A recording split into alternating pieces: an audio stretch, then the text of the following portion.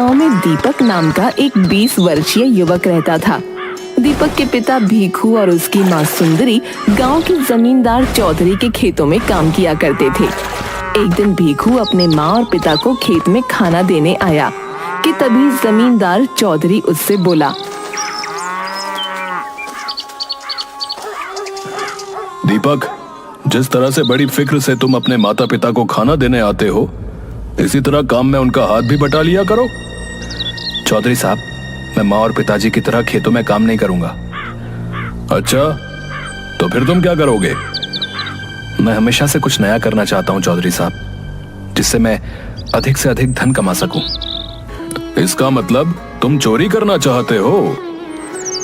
नहीं चौधरी साहब, धन सिर्फ चोरी से नहीं बल्कि सूझबूझ और व्यापार से भी कमाया जा सकता है। इस बात को आप नहीं समझेंगे। इतना बोलकर दीपक वहां से चला गया और अपने घर पर बैठकर पढ़ाई करने लगा। शाम के समय उसकी माँ सुंदरी उससे बोली, बेटा दीपक, चौधरी साहब की बात का बुरा मत मान, मुझे लगता है वो सही कह रहे हैं। माँ, आप शायद चौधरी को नहीं जानती। वो सिर्फ इस गांव के लोगों को मूर्ख बनाना जानता है। तभी उसका पिता भीखू क्रोधित होकर दीपक से बोला, दीपक, मत भूलो कि हमारे घर की रोजी रोटी चौधरी साहब की वजह से ही चलती है भाई। नहीं पिताजी, हमारे घर की रोजी रोटी आपकी मेहनत के बलबूते चलती है। दीपक, तुम बात को समझते क्यों नहीं? दीपक, अब हम बूढ़े हो चुके हैं, हमसे अब मेहनत से काम नहीं होता। ऐसा नहीं है माँ कि मैं आपका सहारा नहीं बनना चाहता, लेकिन मैं चौधरी की गुलामी किसी भी कीमत पर नहीं करूंगा। मैं अपना खुद का व्यवसाय करूंगा। और तुम खुद का व्यापार कैसे करोगे? हैं? व्यापार करने के लिए पैसा चाहिए होता है, पैसा। दीपक क्रोधित होकर खेतों की ओर चला गया, जहां पर उसकी प्रेमिका सीमा उसका इंतजार कर रही थी। आज जनाब का चेहरा कैसे लटका हुआ है? माँ और पिताजी को पता नहीं क्या हो गया झुमरी, उन्हें चौधरी की चालाकी नजर ही नहीं आती। उसमें उनकी कोई गलती नहीं। हमारे गांव में वैसे भी काम की कमी है और चौधरी के खेतों में बहुत काम है, वो बेचारे कर भी क्या सकते हैं। सीमा, मेरे दादाजी ने चौधरी से कुछ रुपए का कर्ज लिया था और उसके बदले में उसने भारी ब्याज लगाकर उनसे उनकी जमीन छीन ली। मैंने सुना है दीपक कि वो जमीन बंजर पड़ी हुई है। तुम्हारे पिताजी तो उस जमीन को मनहूस मानते हैं, क्योंकि तुम्हारे दादाजी वहीं से लापता हुए थे, जो आज तक नहीं मिले। एक दिन मैं अपने दादाजी के लापता होने का रहस्य भी सुलझा कर रहूंगा। अगले दिन दीपक तैयार होकर अपने घर से बाहर निकला ही था कि तभी उसके घर के बाहर उसे मुखिया मिल गया। सुबह सुबह तैयार होकर कहाँ जा रहे हो रतन? मैं जरा काम से शहर जा रहा हूँ मुखिया जी। शहर में मेरा एक दोस्त रहता है जिसने मुझसे कहा है कि वो मुझे बैंक से लोन दिलवा देगा। अरे, मुझे लगता है दीपक कि तुम्हारा दिमाग खराब हो गया है। लोन लेकर आखिर तुम क्या करोगे भाई? मैंने सोच लिया है मुखिया जी, मैं अपने गांव में एक पिज्जा की दुकान खोलूंगा। दीपक, गांव के लोग दाल चावल और समोसे खाना पसंद करते हैं। ये पिज्जा विज्जा तो शहर के लोगों के चोचले होते हैं।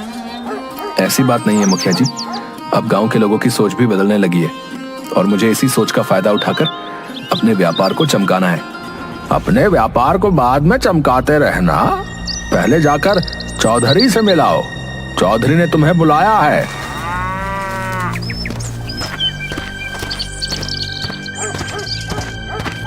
दीपक सीधे चौधरी से मिलने चला गया।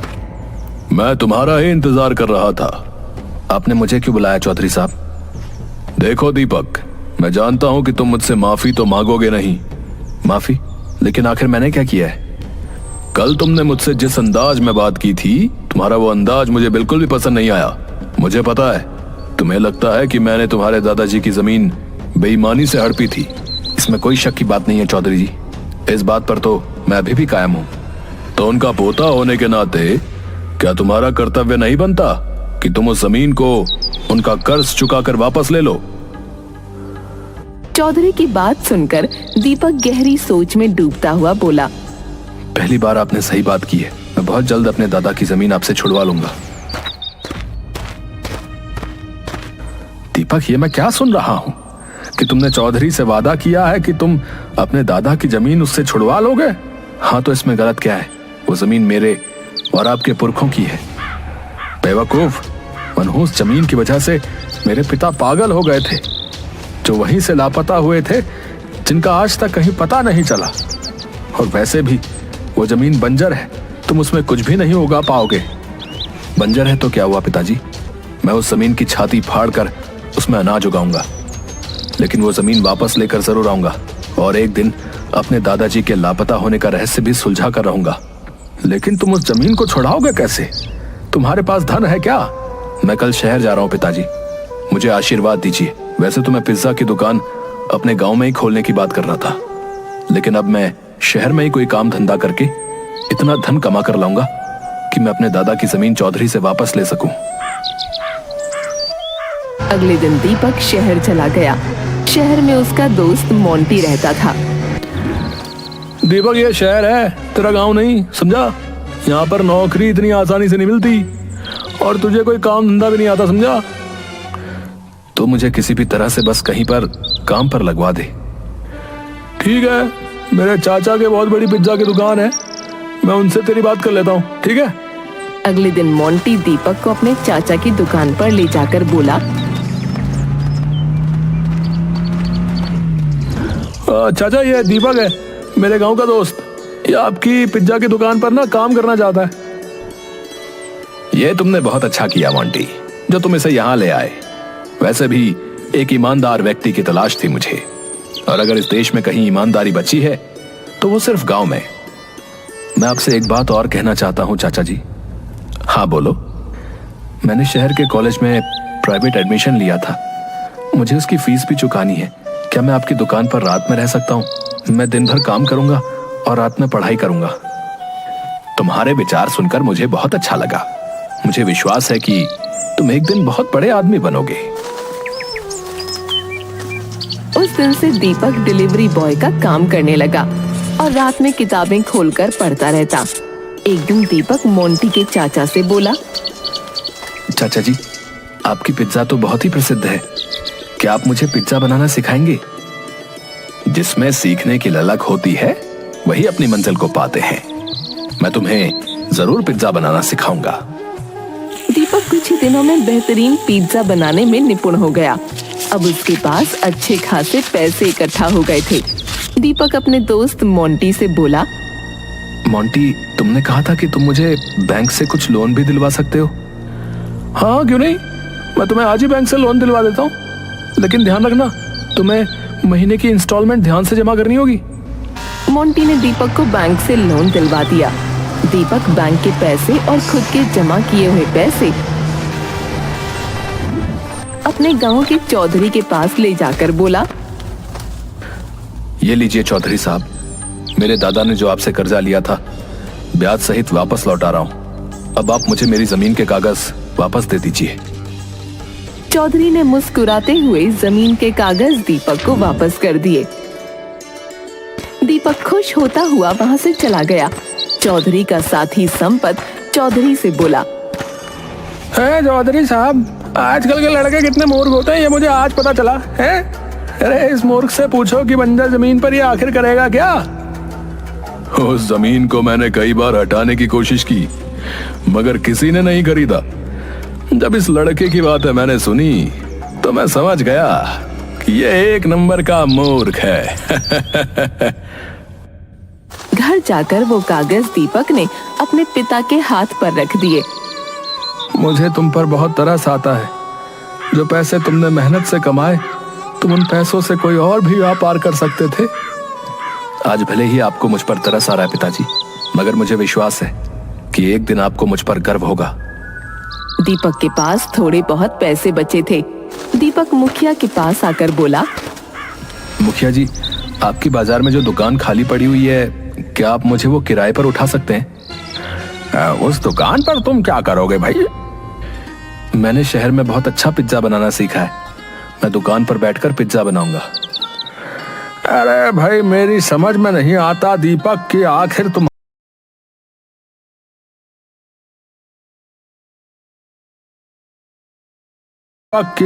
तुम्हारे दिमाग में चलता क्या रहता है, हैं? जब तुम्हें पिज्जा ही बेचना था तो फिर तुम्हें बंजर जमीन लेने की क्या आवश्यकता थी, बताओ? लेकिन फिर भी तुम इतने बड़े मुंह से मुझसे दुकान मांगने आए हो तो मैं इनकार नहीं करूंगा। भैया ले जाओ। दीपक उस दिन से मुखिया की दुकान पर मेहनत से पिज्जा बनाने लगा और अपने पिता से बोला, पिताजी, अब आपको चौधरी के खेत में काम करने की जरूरत नहीं है। आज से आप दुकान पर बैठकर पिज्जा बेचेंगे। भीखू ने दीपक की बात का कोई जवाब नहीं दिया। अगले दिन से भीखू पिज्जा की दुकान पर बैठने लगा और दीपक बंजर खेत में जाकर जी तोड़ मेहनत करने लगा। उसमें हल चलाने लगा, मगर दीपक के लाख कोशिश के बाद भी उस जमीन पर अनाज का एक दाना नहीं उगा। दीपक उदास होकर अपने खेत में बैठा ही था कि तभी भीखू वहां आकर बोला, अरे पकड़ो अपना पिज्जा। तुमने तो मेरा धोबी जैसा हाल किया है, जो न घर का रहा न घाट का। गांव में तुम्हारा बनाया हुआ पिज्जा कोई सूंघता तक नहीं, और ऊपर से बंजर जमीन पर हल चलाते चलाते तुम हाल से बेहाल हो गए हो। लगता है हमारी किस्मत में भूखा मरना ही लिखा है। इतना बोलकर भीखू वहां से चला गया। समझ में नहीं आता कि इस जमीन पर फसल क्यों नहीं उग रही। मैंने नए जमाने की सारी तकनीक इस्तेमाल कर ली, इस जमीन में कुछ तो गड़बड़ है। तभी दीपक की नजर खड़े हुए एक गंदे और मैले बूढ़े व्यक्ति पर पड़ी। दीपक उस व्यक्ति के पास पहुंचकर बोला, कौन हो तुम? तुम्हें इस गांव में पहले तो कभी नहीं देखा। वो व्यक्ति दीपक को गौर से देखता हुआ बोला, तुम जमुना दास के पोते मालूम होते हो? हाँ हाँ, लेकिन आपको मेरे दादाजी का नाम कैसे पता, और आप मुझे कैसे जानते हैं? तुम्हारी शक्ल तुम्हारे दादा से जरूर मिलती है। मैं काफी दिनों से देख रहा हूँ कि तुम इस जमीन पर हल चला रहे हो, मगर तुम चाहे जितनी भी कोशिश कर लो, ये जमीन फसल का एक दाना नहीं उगाएगी। आप कहना क्या चाहते हैं? तुम्हारे दादाजी एक पढ़े लिखे व्यक्ति थे और विज्ञान से बहुत ही ज्यादा प्रभावित थे। उन्होंने इस जमीन पर एक ऐसा प्रयोग किया था जिसका राज सिर्फ मैं जानता हूँ। मतलब ये जमीन बीजों को स्वीकार नहीं करेगी, बल्कि फसल को ही स्वीकार करेगी।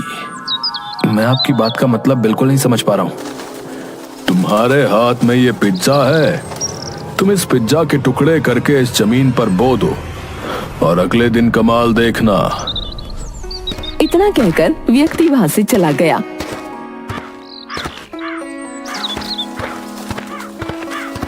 दीपक अपने घर पर जाकर पूरी रात उस व्यक्ति के बारे में सोचता रहा।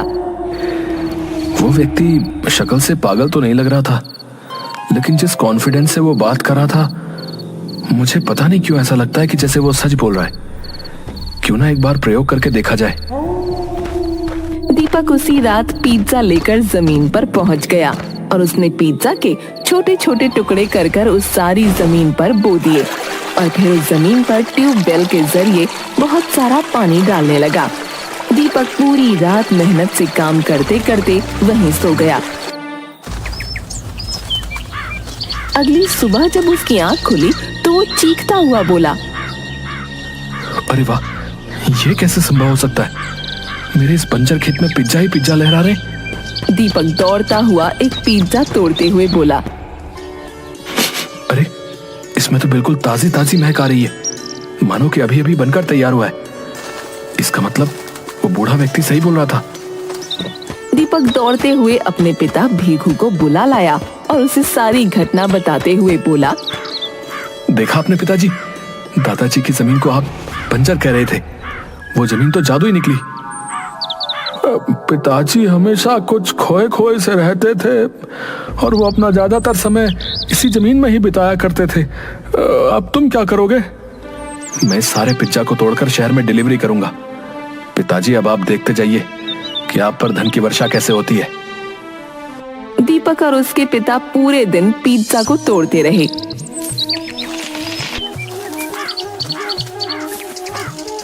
दीपक को सारा पिज्जा लेकर मोंटी के चाचा के पास चला गया। अरे, इतने सारे पिज्जा एक ही रात में कैसे बना लिए भाई? ये तो ताजा है, किसी फैक्ट्री से सेटिंग हो गई है क्या? ऐसा ही समझो। लेकिन इतने सारे पिज्जा डिलीवर कैसे हो पाएंगे? मैं आपको एक तरकीब बताता हूँ। आप पिज्जा की कीमत आधी कर दीजिए और सारे शहर में आप माल सप्लाई करिए। बाद में अगर माल मेरे पास नहीं आया तो फिर मेरी तो दुकानदारी खराब हो जाएगी। चिंता मत कीजिए चाचा, अब से ये माल रोज आपके पास आता जाता रहेगा। कुछ ही दिनों में दीपक के ऊपर धन की वर्षा होने लगी। अब उसका मकान गांव में सबसे अच्छा बन गया था। दीपक ने एक कार भी खरीद ली थी और यही बात चौधरी को बर्दाश्त नहीं हुई।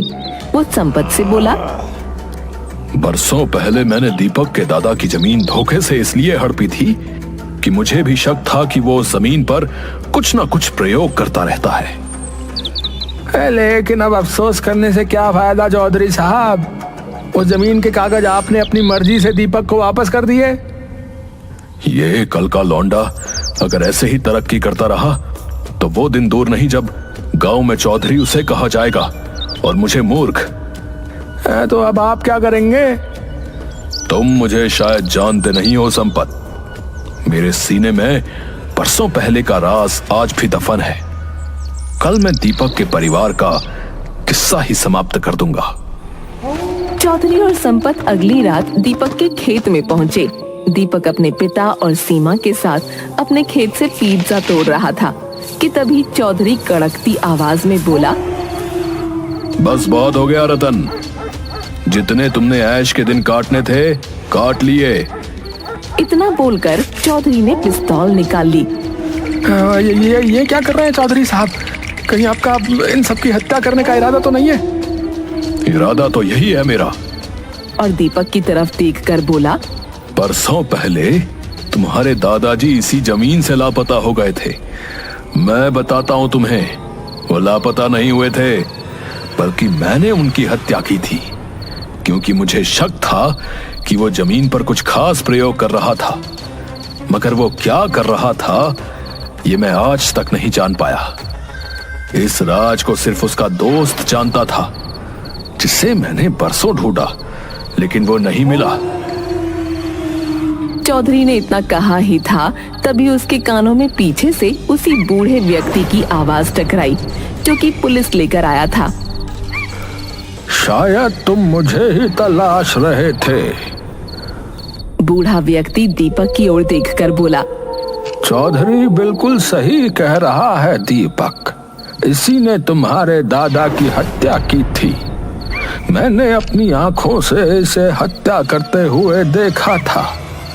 मैं जान बचाकर वहां से भाग गया था। मैंने ये बात जब भीखू को बतानी चाहिए, तब तक चौधरी ने भीखू को अपने विश्वास में ले लिया था। लेकिन जब मैंने तुम्हें जमीन पर जूझते हुए देखा तो मैं समझ गया कि तुम अपने दादा पर ही गए हो।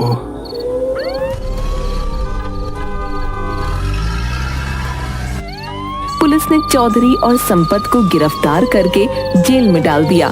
बूढ़ा व्यक्ति दीपक की ओर देखकर बोला, अब मेरा जाने का समय हो गया है। लेकिन आप कहाँ जाएंगे? मैं यहाँ का रहने वाला नहीं, बल्कि विदेश का रहने वाला हूँ। मैं इतने साल सिर्फ चौधरी पर नजर रखने के लिए ही यहाँ पर रुका हुआ था, ताकि वो तुम सबको कोई नुकसान न पहुंचा पाए। और मुझे अपने दोस्त के परिवार के किसी सदस्य को उसका राज भी बताना था। दीपक, तुम मेरे दोस्त के इस प्रयोग को सिर्फ अपने फायदे के लिए ही इस्तेमाल मत करना, बल्कि देश के लिए भी इस्तेमाल करना। यही तुम्हारे दादाजी का सपना था। इतना बोलकर वो बूढ़ा व्यक्ति वहां से चला गया। दीपक आज भी जादुई पिज्जा की खेती के साथ सभी गरीबों को फ्री में भोजन की व्यवस्था भी करता है। कल हमारी बेटी राजकुमारी भाग्यवंती का 18वां जन्मदिन है। हम उसके जन्मदिन को पूरे राज्य में एक उत्सव की तरह मनाएंगे। बिल्कुल महाराज, हमारी बेटी ने हमारा जीवन खुशियों से भर दिया है। उसके जन्मदिन पर उत्सव होना ही चाहिए। मैं तो कहती हूँ राज्य के सभी नागरिकों में मिठाइयाँ बंटवाइए। वो तो हम बंटवाएंगे ही, लेकिन उसके अलावा भी हमने बहुत कुछ सोचा है। क्या सोचा है महाराज, मुझे भी बताइए। हमने जो भी सोचा है वो आपको परसों पता चल जाएगा। उसके बारे में हम अभी किसी से भी नहीं बताएंगे।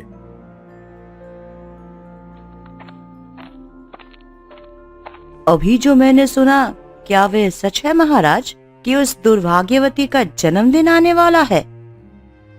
हाँ, आपने बिल्कुल सही सुना बड़ी रानी। इसका मतलब हमारे राज्य पर जरूर कोई ना कोई मुसीबत आने वाली है। ये आप क्या कह रही है दीदी? मैं बिल्कुल सही कह रही हूँ आकांक्षा। हर साल जब भी इस दुर्भाग्यवती का जन्मदिन आता है, तब हमारे राज्य पर कोई ना कोई मुसीबत भी आती है। इस बार न जाने हमारे राज्य पर कौन सी मुसीबत आने वाली है।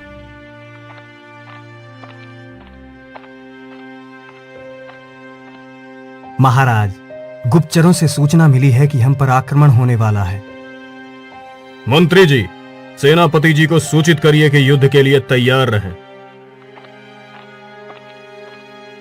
आप चिंता न कीजिए महाराज, हमारी सेना हर समय किसी भी तरह की चुनौती से निपटने के लिए तैयार रहती है। हमें आप पर और आपकी बहादुर सेना पर पूरा विश्वास है सेनापति विजय। हम जानते हैं कि जब तक आप हो तब तक हमारा राज्य पूरी तरह सुरक्षित है। महाराज, मुझे तो लगता है इस वर्ष भी पिछली वर्ष की तरह ही गुप्तचर को गलत सूचना मिली है। सोच तो हम भी यही रहे हैं, लेकिन हमें युद्ध के लिए तैयार रहना चाहिए। जैसी आपकी आज्ञा महाराज।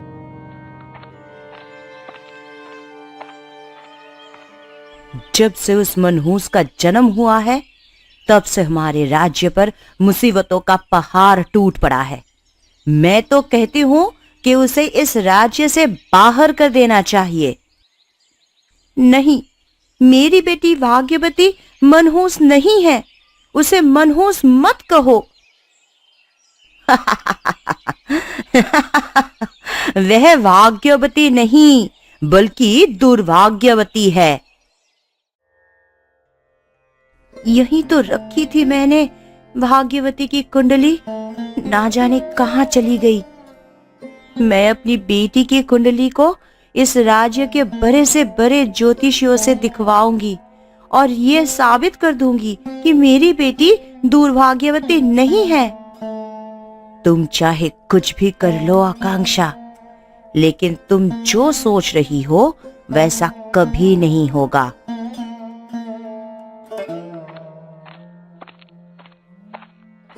हमारी प्यारी बेटी भाग्यवंती को उसके 18वें जन्मदिन की बहुत बहुत बधाइयां।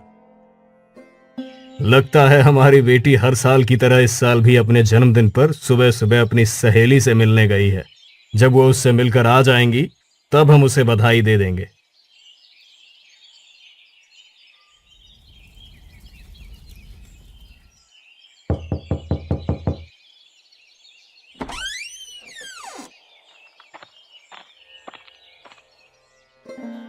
मैं तुम्हारी ही इंतजार कर रही थी। मुझे पता था आज के दिन सुबह सुबह तुम मुझसे मिलने जरूर आओगी, इसलिए मैंने पहले से ही तुम्हारे लिए मिठाई बनाकर रखी थी और खीर भी बना रही हूँ। जन्मदिन की बहुत बहुत बधाई मेरे सबसे अच्छी सहेली राजकुमारी भाग्यवती। तुम्हारा बहुत बहुत धन्यवाद मेरी सबसे अच्छी सहेली टीना। मेरे माता पिता के बाद एक तुम ही हो जिसे मेरे जन्मदिन की खुशी होती है, इसीलिए तो सबसे पहले मैं तुमसे मिलने आती हूँ ताकि तुम मुझे बधाई दे सको। लेकिन तुम्हें तो सबसे पहले अपने माता पिता से मिलना चाहिए ना। मैं तो उनके साथ ही रहती हूँ, इसलिए उनसे कभी भी मिल सकती हूँ। लेकिन अगर सुबह सुबह तुमसे ना मिली तो फिर तुमसे मिलने का मौका ही नहीं मिलेगा। ओह, तो ये बात है।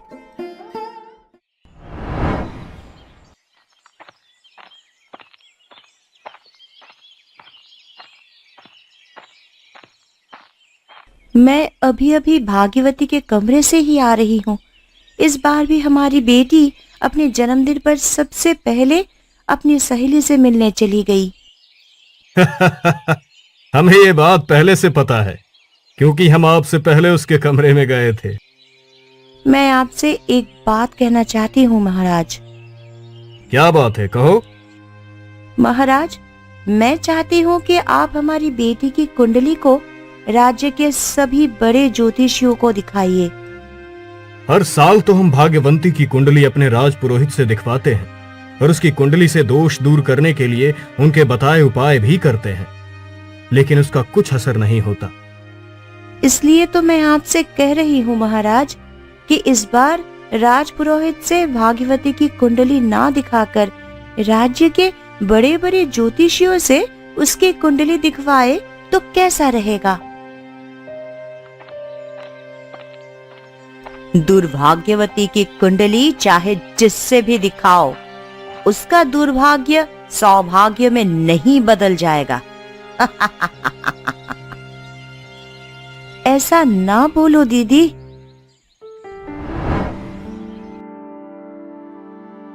महाराज, आज राजकुमारी भाग्यवती कहीं दिखाई नहीं दे रही हैं। हम सभी दरबारी मिलकर उन्हें उनके जन्म दिवस की बधाई देना चाहते हैं। कहाँ हैं वो?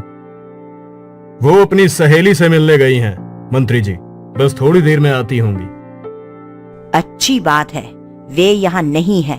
अगर यहाँ होती तो ना जाने किस किस पर उसके दुर्भाग्य का असर होता। महाराज, हमारे गुप्तचरों को गलत सूचना मिली थी। हमारे राज्य पर कोई भी आक्रमण नहीं होने वाला।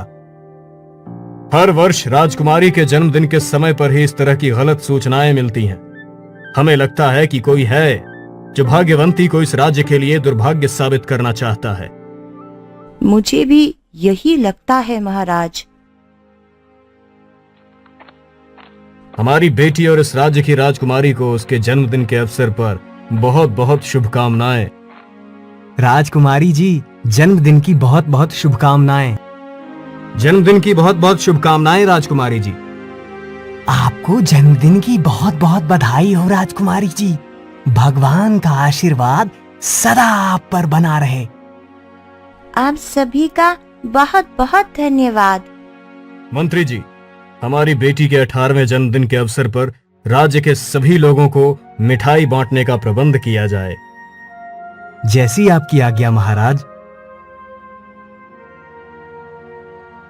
आपने अपनी बेटी को जन्मदिन की बधाई नहीं दी छोटी रानी आकांक्षा, और ना ही आपने उसे बधाई दी बड़ी रानी शोभा। मुझे तो इस बात की चिंता सता रही है कि आज कहीं कोई दुर्घटना ना हो जाए और फिर उसका जिम्मेदार मेरी बेटी के भाग्य को ठहराया जाएगा, जिसकी वजह से पूरा राज्य परेशान है। भला मैं उसे बधाई क्यों दूं? हम आपकी चिंता समझ सकते हैं छोटी रानी, लेकिन भाग्यवंती के लिए आपकी नफरत को नहीं समझ पा रहे बड़ी रानी। हम जानते हैं कि राज्य पर आने वाले विपदाओं का भाग्यवंती के भाग्य से कुछ लेना देना नहीं है, इसलिए आज हम उसे इस राज्य का उत्तराधिकारी घोषित करते हैं। तो आप राजकुमारी के जन्मदिन पर यह करने वाले थे महाराज? जी, हमारी यही योजना थी। आप ऐसा कैसे कर सकते हैं महाराज, ये जानते हुए भी कि? हम जानते हैं कि हम क्या कर रहे हैं। महाराज, मैं आपके निर्णय का सम्मान करता हूँ, लेकिन भाग्यवंती की कुंडली में राजयोग नहीं है। यदि उसे इस राज्य का उत्तराधिकारी बनाया गया तो इस राज्य को उसका बहुत बुरा परिणाम भोगना पड़ सकता है। राजपुरोहित जी, मैं भाग्यवती की कुंडली अपने साथ लाई हूँ। आप एक बार देखिए, हो सकता है उसकी ग्रह दशा इस वर्ष बदलती गई हो। छोटी महारानी जी, मैं लगातार 18 वर्षों से भाग्यवंती की कुंडली देख रहा हूँ, परंतु इस बात से हैरान हूँ कि तब से लेकर अब तक उनकी ग्रह दशा बिल्कुल भी नहीं बदली। उनकी ग्रह दशा के अनुसार वो इस राज्य के दुर्भाग्य का कारण है। अगर भाग्यवंती की कुंडली से दोष दूर करने के लिए बड़े ज्योतिषी और विद्वानों से विचार विमर्श किया जाए तो कैसा रहेगा? ये बहुत अच्छा विचार है। मैं इस राज्य के कुछ विद्वान ज्योतिषियों को जानता हूँ। अगर आपकी आज्ञा हो तो मैं उन्हें राज दरबार में आमंत्रित कर देता हूँ महाराज। ये तो बहुत ही अच्छी बात है। आप उन्हें जल्द से जल्द राज दरबार में आमंत्रित कीजिए राजपुरोहित जी।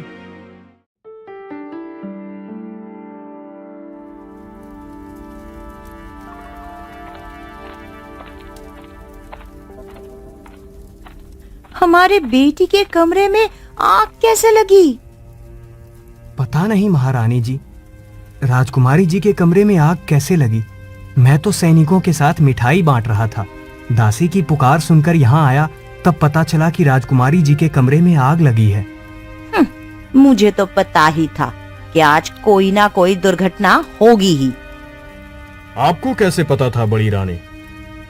आज इस दुर्भाग्यवती का जन्मदिन है, इसलिए मैं जानती थी कि इसके दुर्भाग्य का असर राजमहल पर होगा ही। जरा सोचिए, जब अभी ये हाल है तो अगर यह इस राज्य की उत्तराधिकारी बन गई तो फिर क्या होगा? मुझे नहीं चाहिए उस मनहूस राजकुमारी के जन्मदिन की मिठाई। मुझे भी नहीं चाहिए उस मनहूस के जन्मदिन की मिठाई। तुम दोनों ऐसा क्यों कह रहे हो? मैंने बड़ी रानी की बातें सुनी है। राजकुमारी का नाम भले ही भाग्यवंती है, लेकिन वह दुर्भाग्यवती है। मैं नहीं चाहती कि उसके जन्मदिन की मिठाई खाने से मैं या मेरे परिवार किसी भी तरह की मुसीबत में पड़ जाए। वो तो उस दासी की किस्मत अच्छी थी जो उसकी जान बच गई, नहीं तो वो आज। तुमने बिल्कुल सही कहा भैया।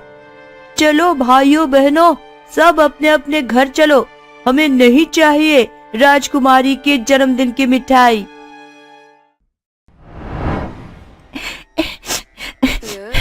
माँ, बड़ी माँ मुझे दुर्भाग्यवती क्यों कहती है?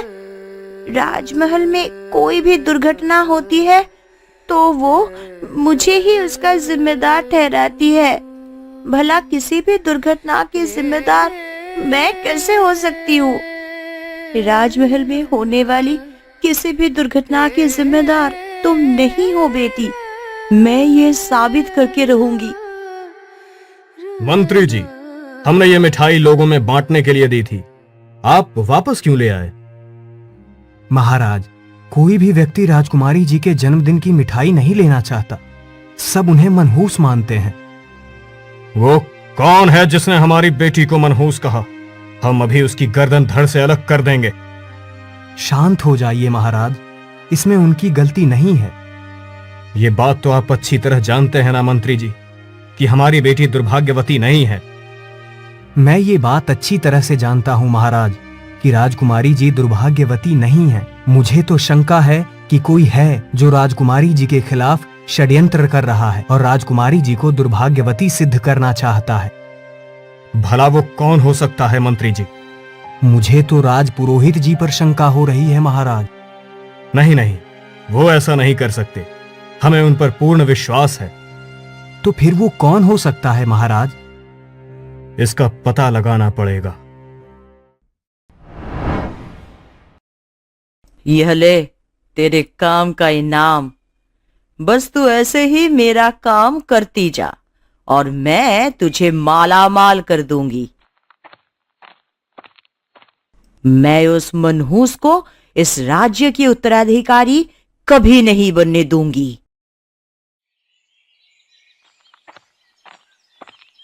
ज्योतिषाचार्य विवेक को राजा वीरभान के राजपुरोहित दयाराम का प्रणाम। कहिए राजपुरोहित दयाराम जी, आज यहाँ कैसे आना हुआ? महाराज ने आपको बहुत जरूरी काम के लिए राजमहल में आमंत्रित किया है। मैं जरूर आऊंगा।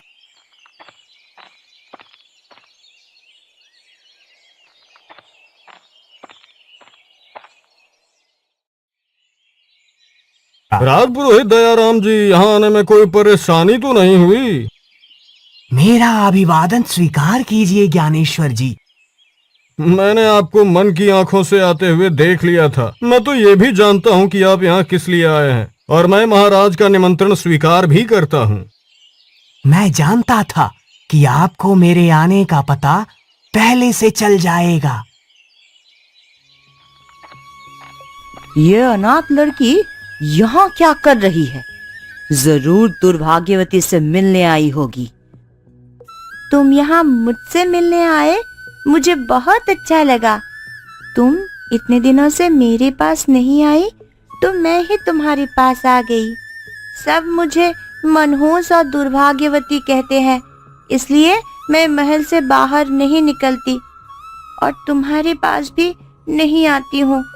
मैं नहीं चाहती कि मेरे वजह से लोग तुम्हें कुछ भी गलत कहे।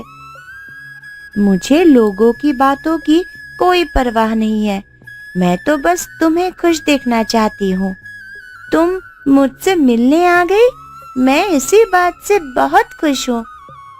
मैं यहाँ तुमसे सिर्फ मिलने नहीं आई हूँ, बल्कि तुम्हें अपने साथ ले जाने आई हूँ। तुम मुझे कहाँ ले जाओगी? यह तो राज की बात है। मेरे साथ चलो और खुद जान लो।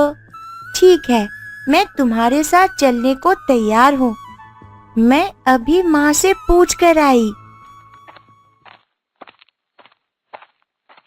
महारानी जी तो यहीं आ गई। माँ, क्या मैं रीना के साथ जाऊं? अरे, रीना भी तो मेरी बेटी की तरह ही है ना। ठीक है, तुम रीना के साथ जाओ, लेकिन सूरज ढलने से पहले वापस आ जाना।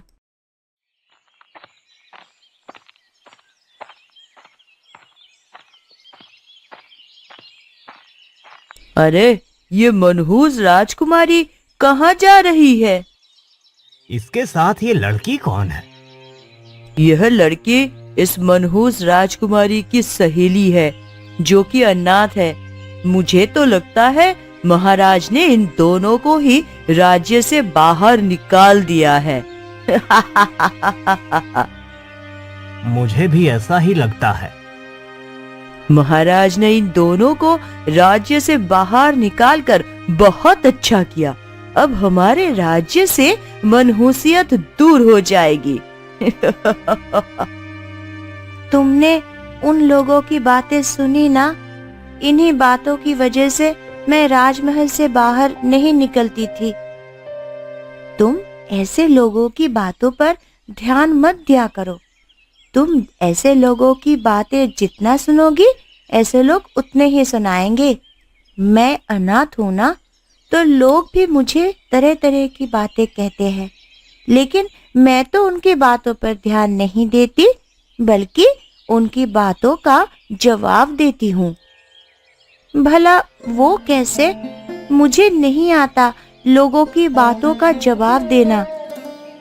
रुको, मैं अभी बताती हूँ कि लोगों की बातों का जवाब कैसे दिया जाता है।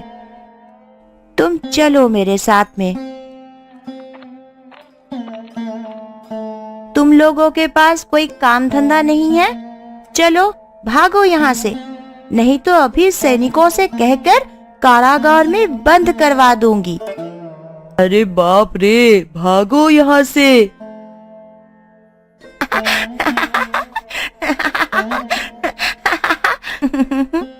देखा, ऐसे लोगों को ऐसे सबक सिखाया जाता है। हाँ, अब मैं भी तुम्हारी तरह ही लोगों को जवाब दिया करूंगी। अब तुम दोनों यहीं रुको, मैं और भाग्यवती यहाँ से अकेले ही जाऊंगी। लेकिन महारानी का आदेश? उनका आदेश कुछ भी हो, मेरी सहेली कह रही है, तो हम दोनों अब अकेले ही जाएंगी। जैसी आपकी इच्छा राजकुमारी जी। महाराज की जय हो। आपकी आज्ञा के अनुसार मैं ज्योतिषाचार्य विवेक और ज्ञानेश्वर जी को आमंत्रित कर आया हूँ। वो किसी भी समय यहाँ पहुंच जाएंगे। महाराज, ये हैं ज्योतिषाचार्य विवेक जी। ये किसी की भी कुंडली देखकर उसके वर्तमान, भूत और भविष्य के बारे में बता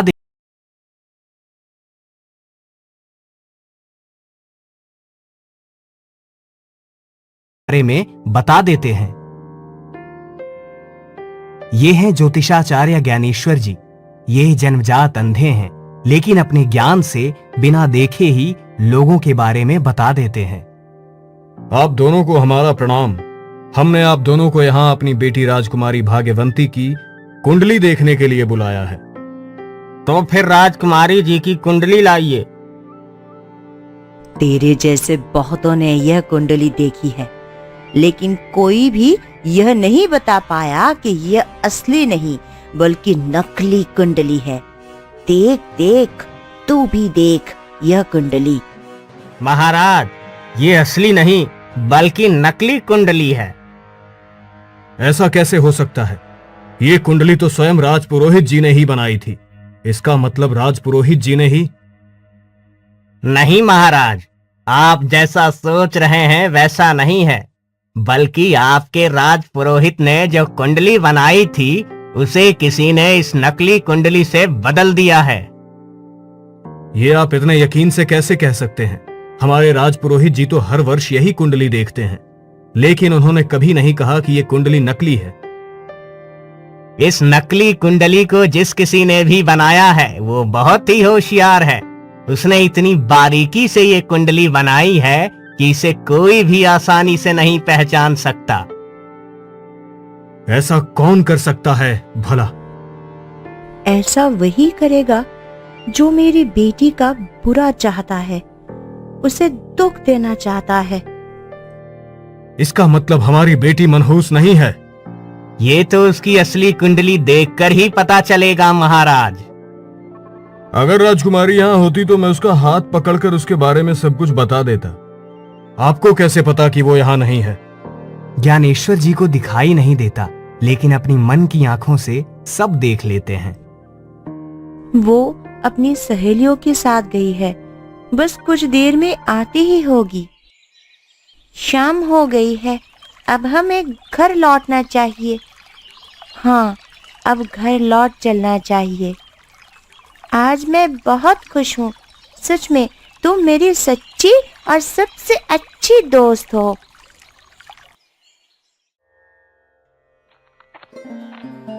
राजकुमारी भाग्यवती आ गई है ज्योतिषाचार्य जी। उसे मेरे पास ले आओ।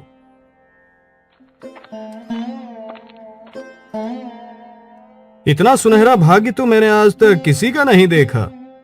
इसका मतलब मेरी बेटी मनहूस नहीं है और ना ही दुर्भाग्यवती। इसके भाग्य की वजह से ही आज तक आपका राज्य सुरक्षित है।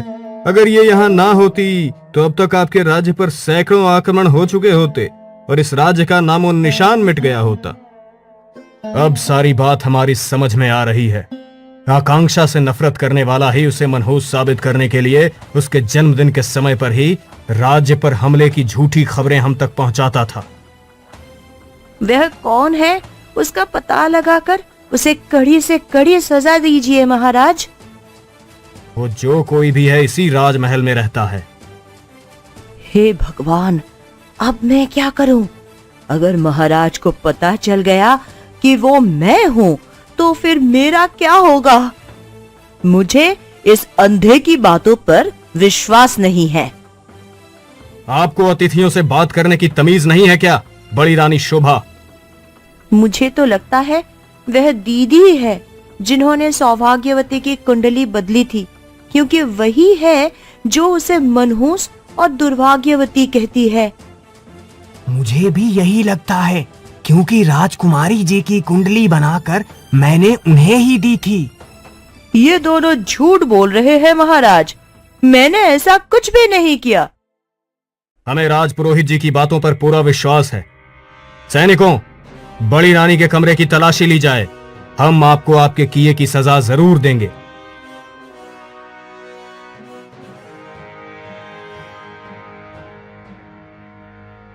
सैनिकों, बड़ी रानी शोभा को कारागार में बंद कर दो। इसका मतलब भाग्यवंती की कुंडली आपने ही बदली थी बड़ी रानी। महाराज, यही है राजकुमारी जी की असली कुंडली। इस मशाल और घी के डब्बे का बड़ी रानी के कमरे से मिलना भी इस बात का सबूत है कि उस दिन राजमहल में आग लगने में भी इन्हीं का हाथ था। आपने भाग्यवंती के साथ ऐसा क्यों किया बड़ी रानी? जब से भाग्यवती का जन्म हुआ था तब से आपकी नजरों में छोटी रानी आकांक्षा का मान सम्मान बढ़ गया था और आप मुझे नजरअंदाज करने लगे थे। तब से मैंने ये ठान लिया था कि मैं इस भाग्यवती को दुर्भाग्यवती सिद्ध कर दूंगी। हम आपके किए की सजा जरूर देंगे। सैनिकों, बड़ी रानी शोभा को कारागार में बंद कर दो। नहीं, मुझे माफ कर दो महाराज, मुझसे गलती हो गई। एक गांव में विमला नाम की एक विधवा बूढ़ी औरत अपने 2 बेटों बबलू और गुड्डू के साथ रहती थी। एक दिन विमला अपने बड़े बेटे बबलू से बोली, बबलू बेटा, कितने दिन से कह रही हूँ मेरा चश्मा टूट गया है। अरे आप तो ऐसे कह रही हो जैसे कि मैं दिन भर फालतू बैठा रहता हूँ, हैं? मैंने तो ऐसा नहीं कहा बेटा, तुम तो जानते हो कि बगैर चश्मे के मुझे बहुत कम दिखता है। हाँ, मुझे पता है। घर में सिर्फ मैं ही नहीं हूँ, आपका छोटा बेटा गुड्डू भी है। आप उससे क्यों नहीं कहती हो? गुड्डू के पास पैसे नहीं रहते बेटा। तो फिर आप उससे कोई काम धंधा करने को क्यों नहीं कहती हो, हैं? मैं तो उससे कहकर थक चुका हूँ। गुड्डू तुम्हारा छोटा भाई है, उसके पास इतने पैसे नहीं है कि वो कोई काम धंधा कर सके। मत भूलो, तुम्हारे स्वर्गवासी पिता ने अपना सारा कारोबार तुम्हें ही सौंपा था। विमला की बात सुनकर बबलू क्रोधित होते हुए बोला, वो इसलिए कि मैं उनका कारोबार संभाल सकता था और उन्होंने मुझे कारोबार सौंपकर कोई एहसान नहीं किया। हाँ, कारोबार चलाने में कितनी मुसीबत का सामना करना पड़ता है, आपको कुछ पता भी है माँ?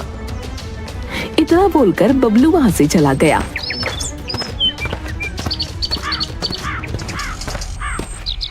और विमला अपने घर के बाहर आंगन में बिछी चारपाई पर बैठकर आंसू बहाने लगी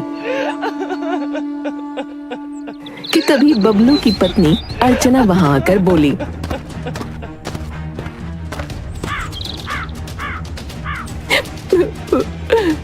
माँ जी, आपकी आंखों से जरा जरा सी बात पर गंगा जमुना बहने लगते हैं। बहू, तुम तो जानती हो मुझे बगैर चश्मे के बहुत कम दिखता है। मैं काफी दिनों से बबलू से चश्मा लाने की बात बोल रही हूँ। चश्मा मुफ्त का तो नहीं आता माँ जी, पैसों का आता है। आपका छोटा बेटा भी तो है, आप उससे अपनी जरूरत का सामान क्यों नहीं मंगाती? विमला ने अर्चना की बात का कोई जवाब नहीं दिया। अगले दिन विमला की पोती चमकी हाथों में एक चश्मा लाकर अपनी दादी से बोली, लीजिए दादी, आपका चश्मा। ये तो नया चश्मा है। हाँ दादी, ये नया चश्मा है। आप काफी दिनों से पिताजी से चश्मा लाने के लिए बोल रही थी ना? समझ गई बेटी, जरूर रात में बबलू मेरे लिए खरीद कर लाया होगा। विमला ने इतना कहा ही था कि तभी बबलू गुस्से से आग बबूला होता हुआ चमकी से बोला, चमकी, मेरी जेब से पैसे तुमने निकाले हैं? तुम चोरी भी करने लगी? पिताजी, मैंने दादी का चश्मा लाने के लिए कुछ पैसे निकाले थे, मैं आपको बताने ही वाली थी। चमकी ने इतना कहा ही था कि तभी अर्चना ने आकर एक थप्पड़ चमकी के गाल पर मार दिया। उसे चोरी कहते हैं चमकी? बबलू अपनी माँ की ओर देखकर बोला, माँ, मुझे आपसे ऐसी उम्मीद नहीं थी। जब मैं चश्मा खरीद कर नहीं लाया तो आप अपनी पोती से पैसे चोरी करवाने लगी। बबलू ने इतना कहा ही था कि तभी वहां गुड्डू आ गया और गुस्से से बोला, भैया, आपको माँ से इस तरह से बात करने का कोई हक नहीं। हाँ हाँ, पता है, सारे हक तो माँ ने तुम्हें ही दे रखे हैं ना। काम के न काज के, दुश्मन अनाज के। ऐसा नहीं है भैया कि मैं कोई काम नहीं करना चाहता। कब से मैं काम करने के लिए आपसे भिखारी की तरह पैसे मांग रहा हूँ और आप हर बार मुझे टाल देते हैं। मुझे तो आपकी नीयत पर शक होने लगा है। पैसे मेहनत से कमाए जाते हैं, अनपढ़ कहीं के। जानता हूँ भैया, पैसे मेहनत से कमाए जाते हैं, लेकिन शायद आप नहीं जानते कि आप जिन पैसों पर इतना इतरा रहे हैं वो पैसे मेरे पिताजी की ही मेहनत के कमाए हुए हैं, जिसमें मेरा भी बराबर का हिस्सा है। तभी विमला अपने बेटे गुड्डू से बोली, चुप रहो गुड्डू, क्या मैंने तुम्हें यही सिखाया है कि अपने बड़े भाई से तुम इतनी बदतमीजी से बात करो? नहीं माँ, मैं भैया से कोई बदतमीजी नहीं कर रहा, बल्कि अपने अधिकारों की बात कर रहा हूँ, और मैं हर दिन आपका अपमान होते हुए नहीं देख सकता। इतना बोलकर गुड्डू क्रोधित होकर बाहर चला गया और एक पेड़ के नीचे बैठकर अपने पिता को याद करके आंसू बहाने लगा। तभी गांव का मुखिया उसके पास आकर बोला, अब क्या बात है रतन, तुम्हारी आंखों में आंसू? अब मैं आपको क्या बताऊं मुखिया जी, मैं अपने घर पर रोज अपनी माँ का अपमान होते हुए देखता हूँ और मैं चाहकर भी कुछ नहीं कर सकता क्योंकि मेरे पास पैसे नहीं है। गुड्डू, मेरी आंखों से तुम्हारे घर के हालात छुपे नहीं है बेटा। मैं सब जानता हूँ कि तुम्हारे घर में क्या चल रहा है, लेकिन दूसरे के घर पर बोलने का आखिर मेरा क्या अधिकार है? आप गांव के मुखिया हैं, आपको मेरे घर का फैसला करना ही होगा। आप अच्छी तरह से जानते हैं कि पिताजी ने मरने से पहले सारा कारोबार बड़े भैया को सौंपा था और मैं बड़े भैया से पैसे मांग मांग कर थक चुका हूँ। हाँ जानता हूँ गुड्डू, जानता हूँ। उसकी एक वजह यह भी थी कि शायद तुम अनपढ़ थे, लेकिन तुम चिंता मत करो। आज शाम को मैं तुम्हारे घर पर आकर बबलू से इस बारे में जरूर बात करूंगा। उसे बोलूंगा कि वो तुम्हें कारोबार करने के लिए कुछ पैसे दे दे। शाम को मुखिया गुड्डू के घर पहुंच गया। मुखिया को देखकर बबलू चौंकते हुए बोला, आप यहाँ कैसे मुखिया जी? बबलू, तुम्हारी शिकायत मुझसे गुड्डू ने की है। आप कहना क्या चाहते हैं? तभी वहाँ गुड्डू आ गया। यही कि आप मुझे कारोबार करने के लिए पैसे कब देंगे? गुड्डू की बात सुनकर बबलू मुस्कुराता हुआ बोला, कौन से पैसे, कैसे पैसे? बबलू, पिता की संपत्ति में दोनों भाइयों का बराबर से हक होता है। हाँ, मुझे पता है। इतना बोलकर बबलू अलमारी से कुछ कागज निकालकर मुखिया को दिखाते हुए बोला, गुड्डू तो अनपढ़ है मुखिया जी, आप तो पढ़े लिखे हैं। आप देख लीजिए, इस कागज पर गुड्डू के अंगूठा है। इस कागज के अनुसार गुड्डू ने अपने हिस्से की भी सारी जायदाद मेरे नाम कर दी है।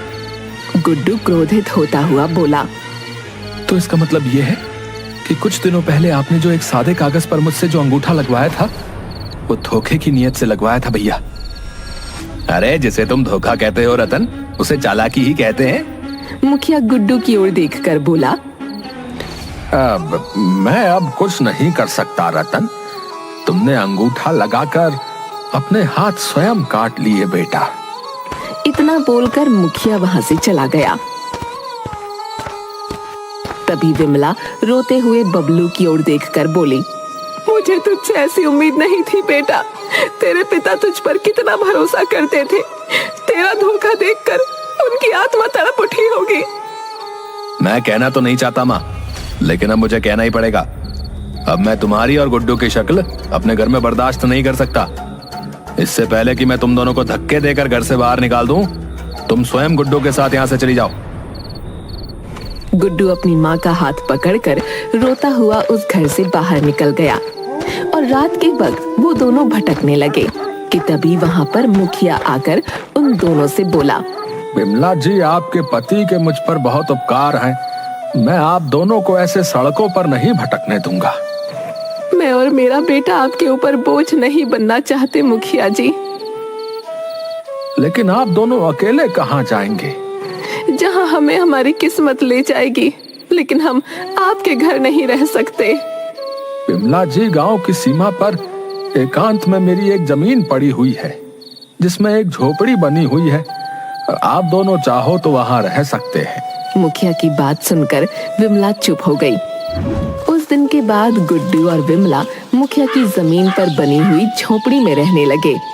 विमला गुड्डू से बोली, तुम्हारे बड़े भाई ने तुम्हें धोखा दे दिया गुड्डू, लेकिन अब तुम्हें कुछ तो करना होगा। चिंता मत करो माँ, मैं अनपढ़ हूँ तो क्या हुआ, मजदूरी तो कर सकता हूँ। मैं आपको भूखा नहीं रहने दूंगा। इतना बोलकर गुड्डू एक जगह जाकर मजदूरी करने लगा। मगर शाम को अचानक गुड्डू के सर पर चोट लग गई। गुड्डू घायल हो गया। कुछ लोग झोपड़ी में गुड्डू को छोड़ गए। तुम्हें इतनी चोट कैसे लग गई बेटा? बेटा, तुम्हारे पिता तुमसे बहुत प्रेम करते थे। उन्होंने तुमसे कभी मेहनत का काम नहीं करवाया। मैंने कभी सपने में भी नहीं सोचा था कि मुझे तुम्हें इस हाल में देखना पड़ेगा। रो मत माँ, मैं ठीक हूँ। जरा सी चोट है, सही हो जाएगी। विमला उठकर झाड़ियों के पास चली गई। वहां से कुछ पत्तियां तोड़कर ले आई और उन पत्तियों को पीसकर गुड्डू के जख्मों पर मलने लगी। कुछ देर बाद गुड्डू को काफी आराम महसूस हुआ। आपने क्या पीसकर मेरे जख्मों पर लगाया? मुझे ऐसा लग रहा है जैसे कि मेरे चोट लगी ही नहीं थी और न ही दर्द था। तभी वहां मुखिया आकर बोला, बेटा गुड्डू, शायद तुम्हारी माँ ने तुम्हें नहीं बताया कि तुम्हारी माँ को जड़ी बूटियों का बहुत ज्ञान है। पहले तुम्हारी माँ जड़ी बूटियों का अचार बनाकर बेचा करती थी। सालों पहले तुम्हारी माँ जड़ी बूटियों का अचार बनाती थी, तब तुम्हारे पिता गांव-गांव जाकर उसे बेचा करते थे। तो फिर माँ ने अचार बनाना क्यों बंद कर दिया? तुम्हारे पिता ने फिर दूसरा व्यापार कर लिया, लेकिन तुम्हारे पिताजी को सफल बनाने में तुम्हारी माँ का बहुत बड़ा योगदान था बेटा। इतना बोलकर मुखिया विमला से बोला, विमला जी, तुम अब भी अचार बनाकर क्यों नहीं बेचती? तुम यहाँ पर अचार बनाओ और गुड्डू गांव-गांव जाकर अचार बेचेगा। विमला को मुखिया का सुझाव पसंद आया। अगले दिन विमला जंगल में जाकर बहुत सारी जड़ी बूटियां तोड़ लाई और उन्हें कड़वे तेल में कुछ मसालों के साथ डालकर अचार तैयार करके गुड्डू से बोली, बेटा गुड्डू, ये कोई मामूली अचार नहीं है, बल्कि जड़ी बूटियों से बना हुआ अचार है जो बड़े से बड़े बीमार को भी सही करने में सक्षम है। तुम जब इसे बेचने जाना तो लोगों को इसके बारे में जरूर बताना। जादुई जड़ी बूटियों का अचार ले लो, जादुई जड़ी बूटियों का अचार ले लो, इसे खाओ और स्वस्थ हो जाओ। तभी एक स्त्री गुड्डू की ओर देखकर बोली, अरे भैया, क्या तुम्हारा अचार वाकई जड़ी बूटियों से बना है? हाँ दीदी, इसे मेरी माँ ने अपने हाथों से बनाया है। भैया, अगर ऐसी बात है तो लाओ, मुझे ये अचार चाहिए। गुड्डू ने उस स्त्री को अचार दे दिया और दूसरी जगह जाकर अचार बेचने लगा। शाम को गुड्डू ने कुछ पैसे लाकर अपनी माँ के हाथ पर रखे। माँ, आपने जितना भी अचार बनाया था वो सब बिक गया। ईश्वर की कृपा है बेटा, अभी बहुत सारा अचार रखा हुआ है, कल वो सब भी बेच आना। अगले दिन गुड्डू अचार बेचने चला गया। कुछ दिन ऐसे ही गुजर गए।